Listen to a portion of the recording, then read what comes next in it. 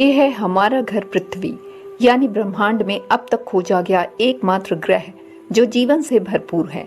और यह है पृथ्वी के संपूर्ण इतिहास में अब तक ज्ञात सबसे विकसित और समझदार प्राणी, यानी हम इंसान। इंसान विकसित कहे जाते हैं। इनकी समझ ने धरती के सभी प्राणियों से इन्हें बेहतर साबित किया है। वैज्ञानिक खोजों ने यह सिद्ध किया है कि धरती पर इंसानी विकास का क्रम कई लाख साल पुराना है। दिमागी आकार के बढ़ने और रीढ़ की हड्डी के सीधी होने की बेहद धीमी प्रक्रिया ने हमें बंदर से इंसान बना दिया। हमने अपने आसपास मौजूद संसाधनों और वातावरण में हो रहे परिवर्तनों के अनुसार खुद को समझदारी से ढाला।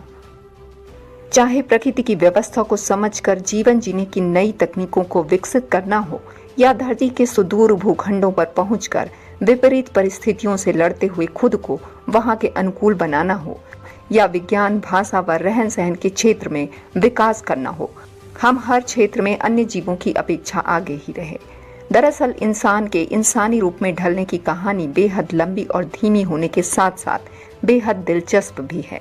ब्रिटिश जीव वैज्ञानिक चार्ल्स डार्विन द्वारा प्रयोग किया गया एक वाक्य सर्वाइवल ऑफ द फिटेस्ट काफी हद तक इंसानी विकास को बयां करता है।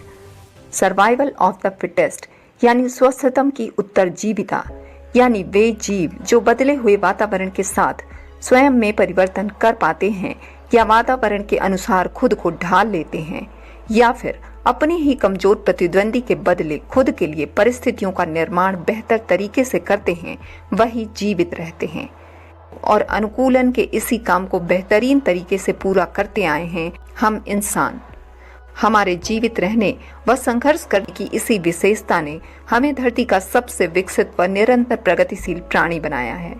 धरती के निर्माण के करीब 1 अरब साल बाद वायुमंडल के स्थिर होने और ऑक्सीजन की मात्रा बढ़ते जाने से समुद्र की अथाह गहराइयों में एक कोशिकीय जीवों की रचना शुरू हुई, और लगभग तभी से शुरू हो चुकी थी प्रकृति से संघर्ष, संतुलन और खुद को जीवित रखने की कहानी। जहां एक ओर महासागरों की गहराइयों में जीवों की नई नई प्रजातियां विकसित हो रही थीं, वहीं जल के बाहर धरती की भूमि पर जीवन के पनपने और बने रहने के लिए वनस्पतियों के रूप में नीले हरे शैवालों की नई प्रजातियों का विकास हो रहा था। और शायद ये वही युग था जब धरती पर पहली बार नाइट्रोजन फिक्सेशन की प्रक्रिया की शुरुआत हुई थी। आने वाले करोड़ों सालों तक धरती पर ऑक्सीजन की बढ़ रही मात्रा से महासागरों के एक कोशिकीय से बहुकोशिकीय जीवों के अनेकों समूहों का जन्म हुआ, जिनसे बाद में रीढ़ की हड्डी वाले मछली जैसे जीवों की रचना हुई, जो कई लाख साल बाद उभयचर प्राणियों के रूप में विकसित हुए, जिनमें जल और थल दोनों में रह सकने की क्षमता विकसित हुई। आज से करीब 40 करोड़ साल पहले लंबी जद्दोजहद के बाद विकसित हुए एम्फीबियंस यानी उभयचर प्राणियों ने जल से बाहर निकलकर पृथ्वी के धरातल पर कदम रखना शुरू किया, और यही जीव छोटे से बड़े आकार के होते हुए अलग अलग प्रजातियों में विकसित हुए, और साथ ही शुरू हुआ डायनासोर युग, जिसे जुरासिक एरा के नाम से भी जाना जाता है।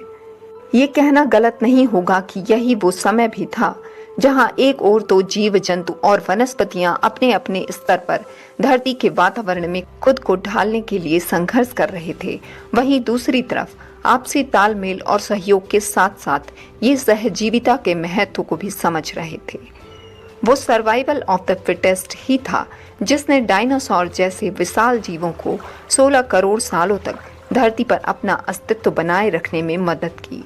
साथ ही इसी समय एक अन्य प्रजाति भी थी जो अपना अस्तित्व बचाए रखने के लिए संघर्ष कर रही थी, और ये प्रजाति थी मैमल्स की। आज से करीब 6.5 करोड़ साल पहले एक विशालकाय उल्का पिंड की धरती से अचानक हुई टक्कर एक ऐसी विध्वंसकारी घटना थी जिसने धरती के इतिहास से डायनासोर जैसे अद्भुत जीवों का नामो निशान मिटाकर रख दिया। धरती की ऊपरी सतह जीवन विहीन हो चुकी थी। इसका वातावरण पूरी तरह से गर्म और जीवन के प्रतिकूल हो चुका था। 25 किलो से अधिक वजन के सभी जीव जंतु व पक्षी इस विनाशकारी घटना से सदा के लिए नष्ट हो चुके थे, क्योंकि उनकी भूख मिटाने के लिए धरती पर अब कुछ भी शेष नहीं था। लेकिन पानी और जमीन के भीतर जीवन अभी भी पनप रहा था। अपने छोटे आकार और सब कुछ खाकर जिंदा रह जाने वाले ये स्तनपायी जीव जमीन के भीतर बिल बनाकर रहने लगे और यही जीव अनुकूलन और परिवर्तन की लंबी प्रक्रिया के बाद पहले बंदर और बाद में इंसानों के रूप में विकसित होने वाले थे। अंततः डायनासोर का विनाश इंसानी प्रजाति के विकास का कारण बनने वाला था। अब से 5 करोड़ साल पहले की धरती अभी भी बेहद गर्म थी, जहां बर्फ का नामो निशान नहीं था। लेकिन अब तक वनस्पतियों का पुनः विकास हो चुका था और इसी समय अस्तित्व में आए हमारे पूर्वज वानर, जिन्होंने धरती के वातावरण से अनुकूलन करके विकसित होना शुरू कर दिया था। उसका अगला भाग हम देखेंगे नेक्स्ट वीडियो में। तब तक के लिए नमस्कार।